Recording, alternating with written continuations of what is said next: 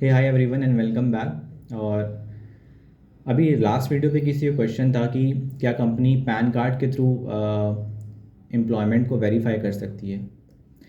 तो उसके पहले एक चीज़ बताते हैं कि मोस्टली आपने देखा होगा कि कंपनीज़ जो वेरीफाई करती हैं वो यूएन के थ्रू वेरीफाई करती हैं।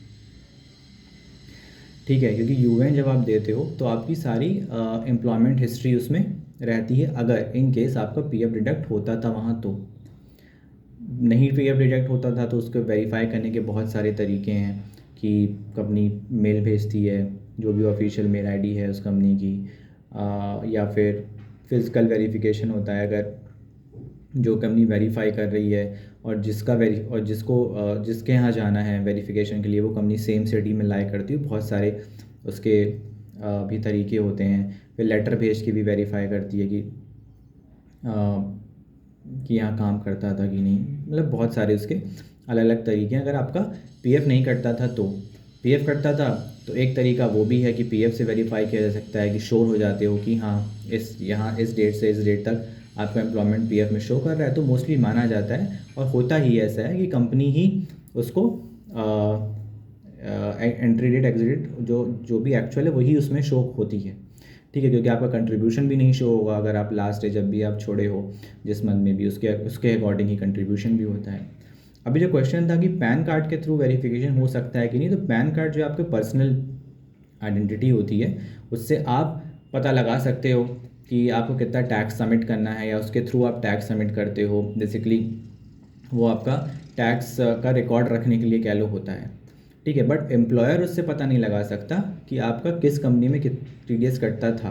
हाँ, अगर आपका टीडीएस कटता था, अगर एम्प्लॉयर को ये सैलरी स्लिप देख के लगता है कि आपका टीडीएस कटता रहा होगा, आपकी सैलरी टैक्सेबल है, ठीक है, या सैलरी स्लिप में भी आपके मेंशन है, तो एम्प्लॉयर आपसे फॉर्म 16 मांग सकता है। लेकिन जो फॉर्म 16 होगा, अगर आप सैलरी स्लिप प्रोवाइड कर पा रहे हो तो जाहिर सी बात है आप वहाँ काम करते थे। आपका टीडीएस कटता था तो आप उसको फॉर्म 16 दे सकते हो। ये भी एक वेरिफिकेशन का तरीका होता है कि आपकी कंपनी ईजिली वेरीफाई कर लेगी कंपनी। अगर आपका पीएफ नहीं भी कटता था और आपका टीडीएस कटता है, आपको फॉर्म 16 मिलता है, तो भी कंपनी उसको मांगती है और आप उसको दे सकते हो एज अ प्रूफ कि हम यहाँ काम करते थे। वो कंपनी तब मांगती है जब आपकी प्रायर कंपनी, जो भी लास्ट टू लास्ट जो भी कंपनी है, वो आपकी रिप्लाई बैक नहीं कर रही कि आपने यहाँ काम किया था कि नहीं।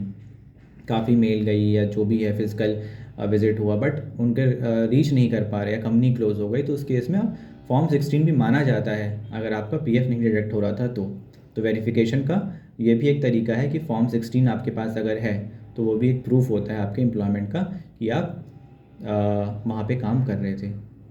तो आज के इस वीडियो के लिए इतना ही, और थैंक्स फॉर वॉचिंग।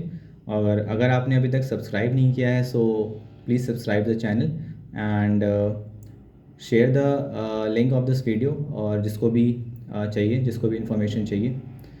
तो आज के इस वीडियो के लिए इतना ही। बाय।